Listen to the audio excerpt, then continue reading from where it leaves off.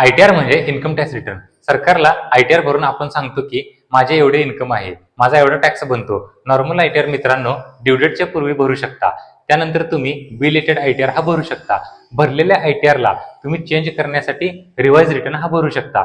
आपण आज बोलणार आहोत ते म्हणजे अपडेटेड रिटर्न म्हणजेच आयटीआर यू. यालाच सेक्शन 139(8A) म्हणतात. मित्रांनो आयटीआर यू हा केव्हा आणि कसे भरू शकता?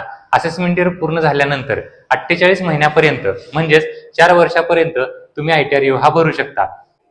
आता आहे करंट इयर आणि मागील 4 वर्षाचे आयटीआर तुम्ही भरू शकता. आयटीआर यू मध्ये जे पण तुम्ही इन्कम दाखवलेले आहे, जे की तुम्ही ऑलरेडी आयटीआर भरलेला आहे, त्या इन्कमला तुम्ही कमी करू शकत नाही, डिडक्शन्स वाढवू शकत नाही, रिफंड पण वाढवू शकत नाही.